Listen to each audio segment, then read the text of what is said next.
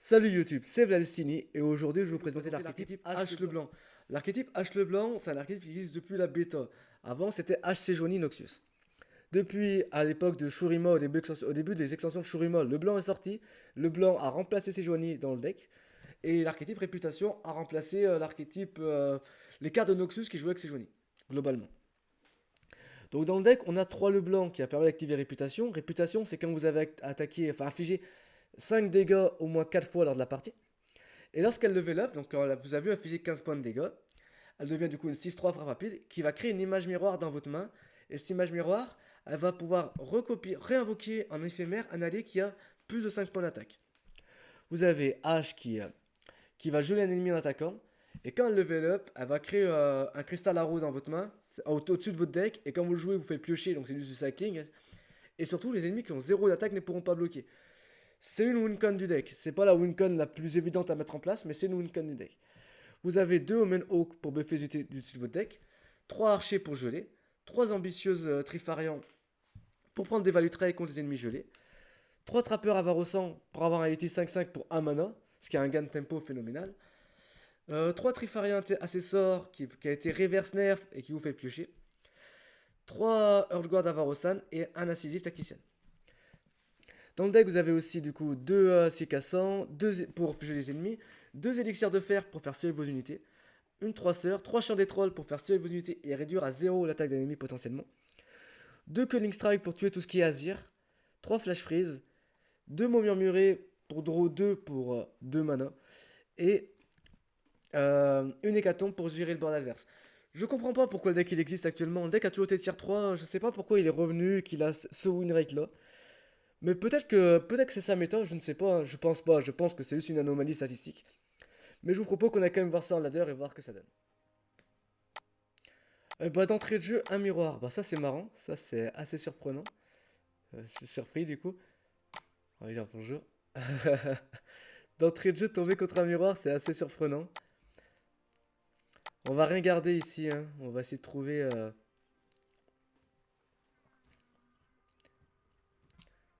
On a le blanc. Alors Culling dans le miroir va pas être très utile.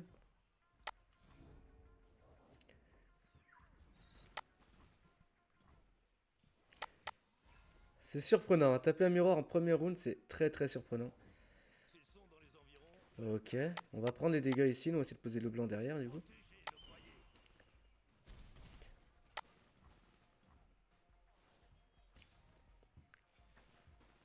Hop, on a le blanc.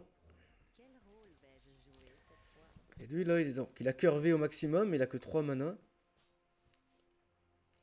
Alors, accessoirement, on a le combo avec... ok, il pose le blanc, qui est buffé lui. On va attaquer nous ici.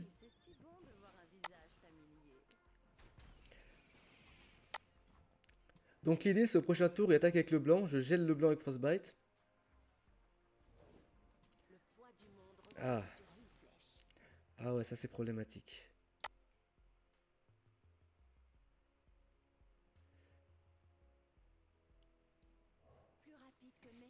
Le blanc est H buffé quand même. On est quand même sa sortie assez exceptionnelle. Bon,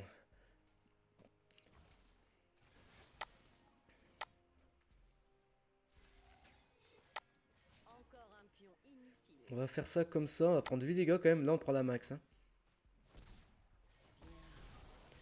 Donc là on est occupé à prendre la max.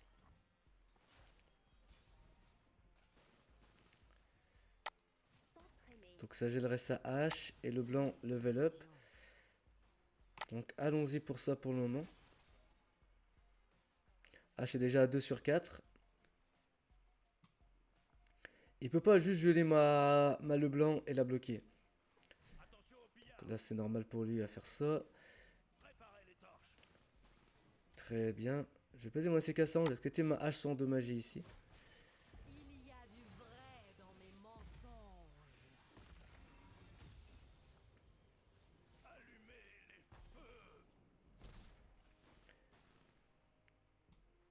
Et là je pense que je vais tenter de culling la hache.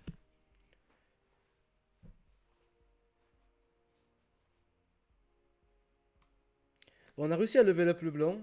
Et on a quasiment H de level up. C'est particulier, hein, je pensais pas faire un miroir, c'est assez marrant.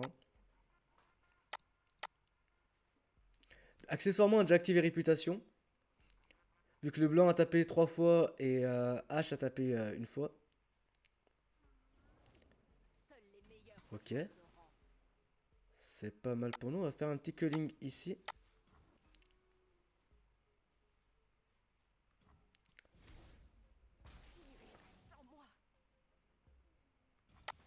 Et on va jouer le Hawk.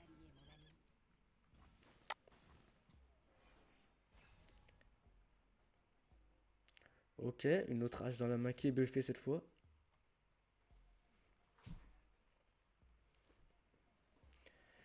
Vous voyez, je peux invoquer une copie exacte éphémère d'un allié qui est puissant 5 ou plus, donc je peux réinvoquer H.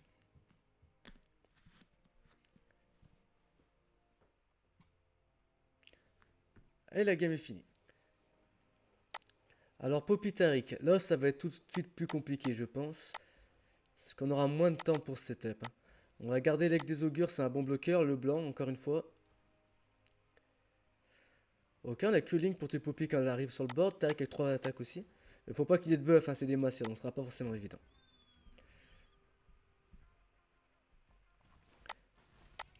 Alors dans d'autres match-up, il y a un play hein, que on peut poser d'abord le Trapper, puis le Hawk après pour buffer Letty en 6-6. Dans ce match-up là, je peux pas commencer à me setup au T3 en fait. Genre T3, je devrais jouer le blanc, je devrais jouer H, le Trapper, je sais pas quand il rentrera dans la cœur en fait. C'est beaucoup trop compliqué. Dans ce match-up là, on va prendre des doubles rallyes. L'archer buffé c'est bien, c'est une 4-2, c'est pas mal.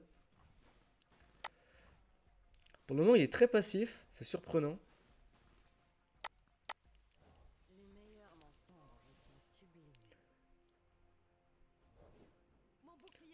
Ok.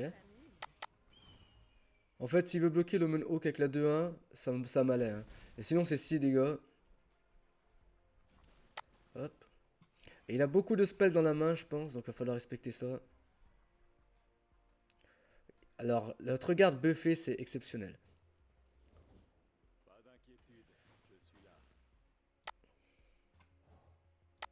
Alors, je vais faire ça ici.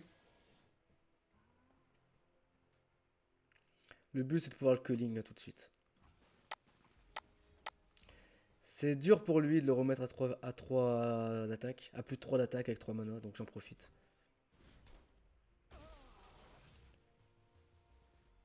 Et accessoirement, c'est une menace de moins.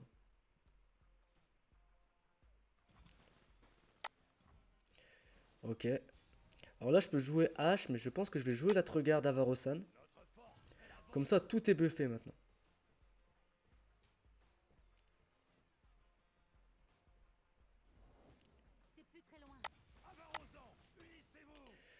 Euh... Elle a 6 d'attaque, le blanc, après sa frappe.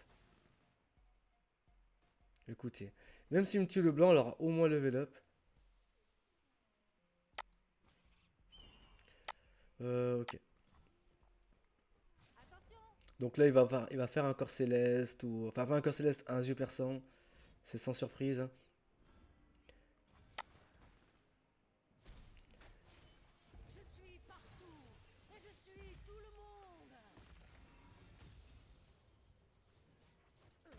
Mais en fait, je pourrais réinvoquer l'Atregarde et du coup, essayer de buffer 2 fois. Donc c'est quand même pas mal, on a quand même réussi à level up le blanc.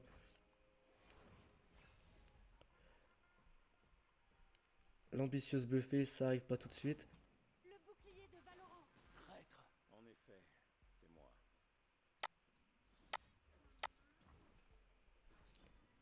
Hop, on va mettre la 6-7.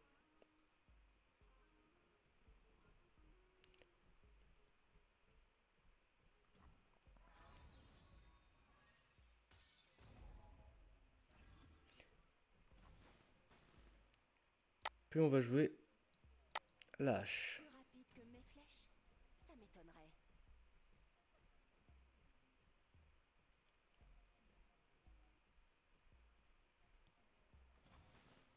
Fin du round. Tout est buffé de plus 2 maintenant. Hein.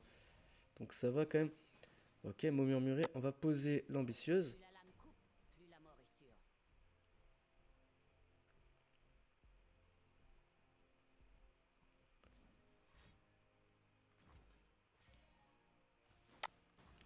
Ok, j'ai pas trop de problème avec ça.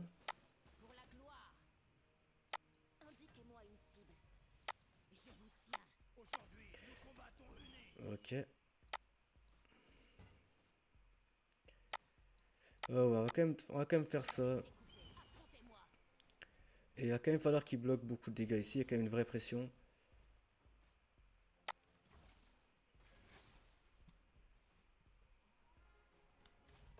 Donc là, la hache meurt. Je peux pas la sauver. Enfin, je peux pas la sauver. Ça. Je peux tenter le mot murmuré tout de suite.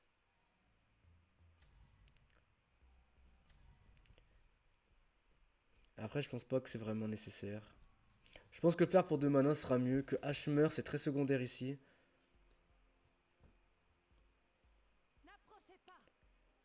Alors, bloqué comme ça, il est mort. Donc il faut un truc en plus.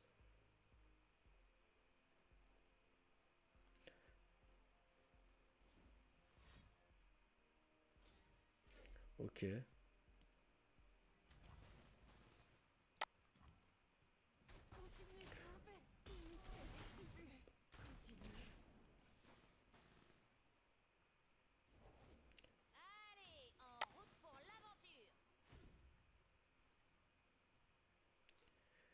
Ok, on a Hécatombe. Hécatombe sera plus pour le tour d'après. Poppy, elle aura barrière, je pourrais pas réellement la gérer.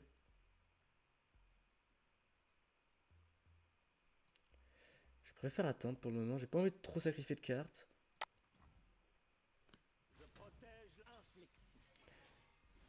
Genre le rallye sur Poppy, il est très secondaire ici. Je casse la barrière, il peut pas rattaquer avec.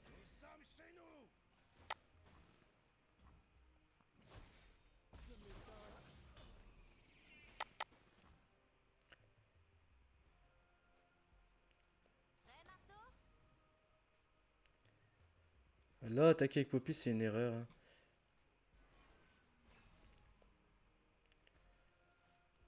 Donc là, s'il pose, par exemple ça, je vais pas m'embêter, je vais juste faire Hécatombe.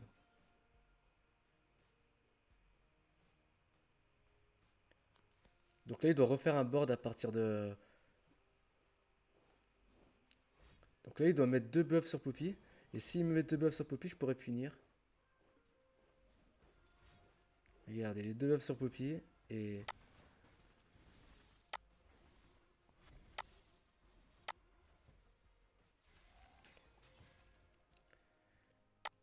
Alors, Viego Evelyn. Alors, comment on va gérer ça? On va garder H et on va garder l'ambitieuse. Ok, 2 H, c'est forcément ce qu'on veut, mais ça fera une engelure, ça pourra servir. La bête des broussailles, on peut tout simplement mettre l'aigle des augures en opposition.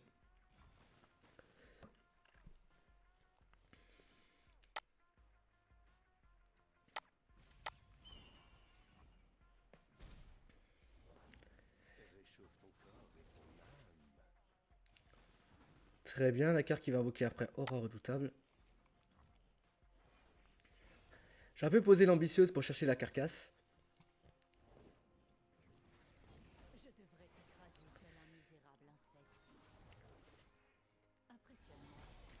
Ok. Là, on a des problèmes.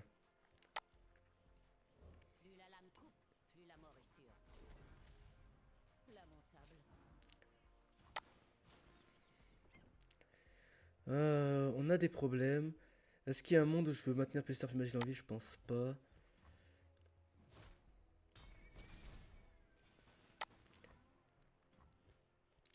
On va devoir jouer H ici. Le blanc, ça aurait été bien un peu plus tôt, mais les buffets, ça pourra servir.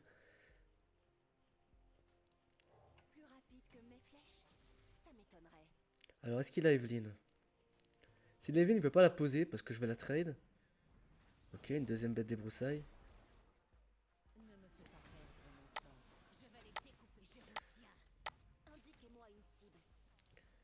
Bon, on va tuer cette bête, hein.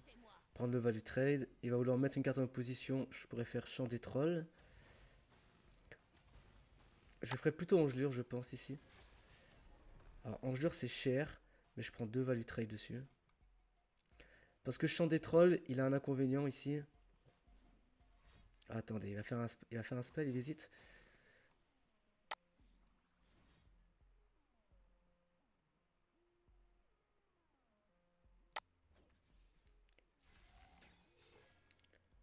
ça, ma hache est à 2 sur 4. Ok, Glimpse Beyond. Alors c'est secondaire ici le Glimpse Beyond.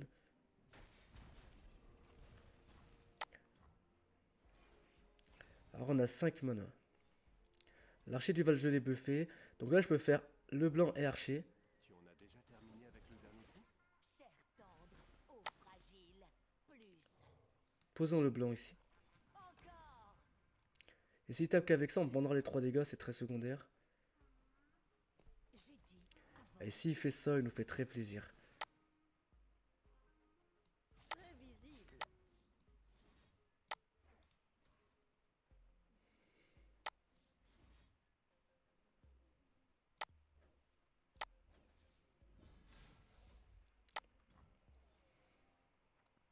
J'aurais pu le faire dans l'autre sens pour accélérer le level up. Ok, donc il veut tuer moi le blanc comme ça.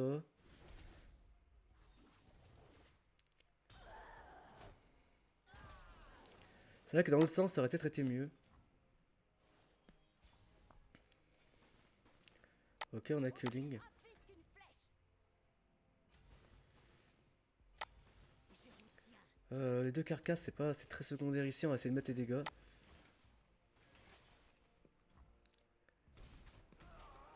Vous voyez, on fait le combo avec. Du coup, il a Evelyn qui arrive. Je suis toujours partant. Et du coup, on va faire archer. Ça va level up notre hache. Le jouet. Et on va tuer la Evelyn tout de suite. Attendez-moi, je voudrais enfiler autre chose. Parce que je pense pas que Evelyn va se détransformer ici. Hein. Ouais, elle va pas se détransformer. Donc on va tenter de la tuer tout de suite. Le fond de l'air est frais. Avarosa me guide.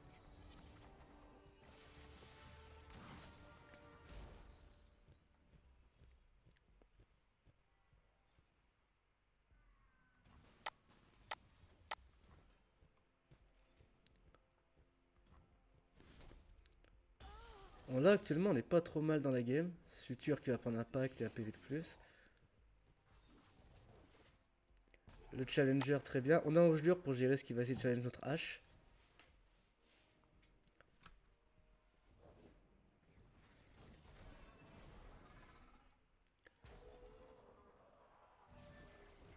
Ok, donc là, on va juste geler ça.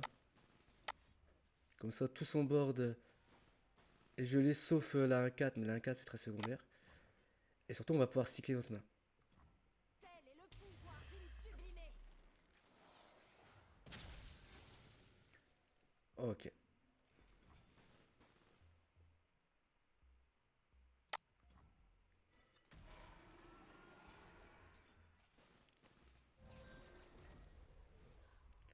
Il n'est pas activé, mon murmure. Si je fais ça, Et moi une cible. into... Est-ce qu'il y a un monde où je peux tenter un létal? Je pense que ça se tente. C'est cher, mais je pense que ça se tente.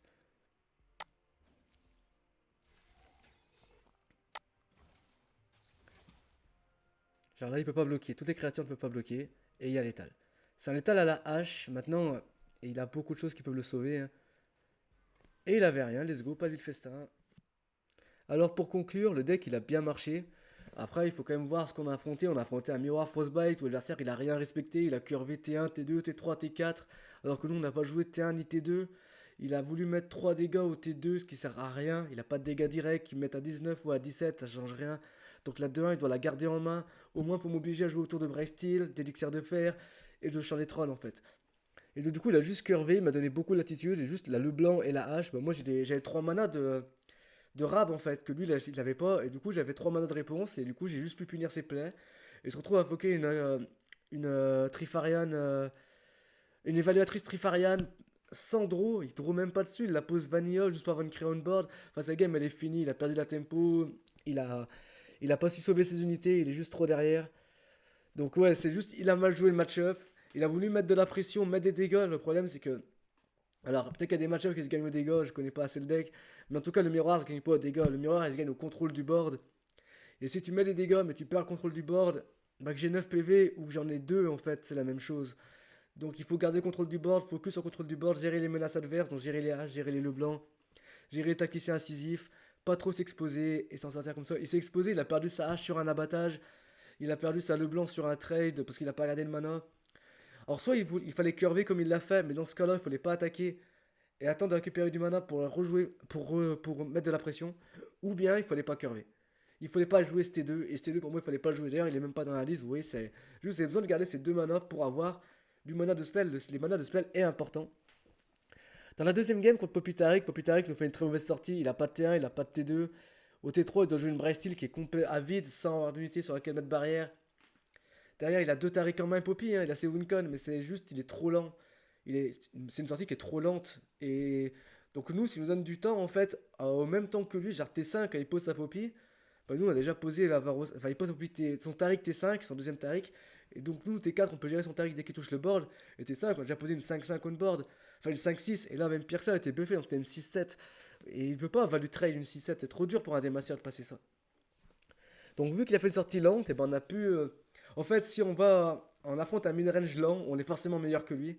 Après, on n'est pas mauvais contre des massieurs, parce qu'on a beaucoup d'outils de value trade, on a des gros body, on n'est pas mauvais contre, mais on peut juste se prendre une sortie hyper explosive. Imaginez une sortie où à l'inverse, il faisait Pister T1, Broadwing T2, il passe T3, T4, il pose Taric, Taric Cœur Céleste, pour draw 2, il nous value trade, on peut T5, il posait sa Poppy, puis ça enchaînait. Vous voyez que ça peut être une sortie ça peut être très très difficile.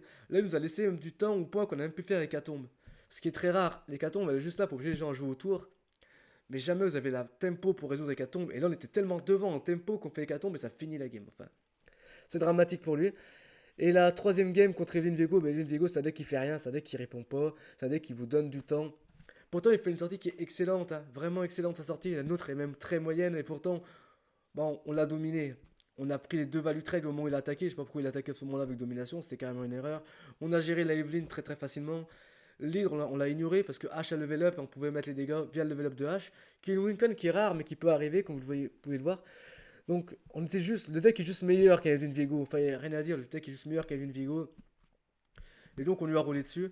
On n'a pas vu la Wincon au tacticien incisif. C'est dommage, ça aurait pu être intéressant. En fait, la Wincon, du coup, je vais l'expliquer là. Vous avez réputation d'activer, donc écoute Simona, vous avez le blanc de level up. Et du coup, vous l'invoquez, vous râlez, vous tapez avec le blanc et le tacticien. Et du coup, ça fait 10 dégâts pour le blanc. Enfin, 11 dégâts. Et du coup, vous avez n'importe quelle carte à côté. On va prendre le Trifine Assessor.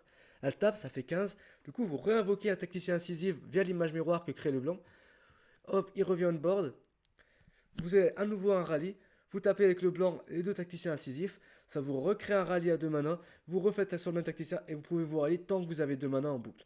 Et donc, du coup, vous écrasez votre adversaire. C'est la wincon principale du deck. Enfin, la wincon principale, c'est une des wincons principales du deck, bien plus principale que H. C'est la vraie wincon principale, c'est qu'on a fait à la game 2, où on buff toutes nos unités, on pose des bodies trop gros et on met trop de pression. Mais la tacticien incisif est une des wincons du deck. Sur ce, YouTube, je vous souhaite une bonne journée et à la semaine prochaine.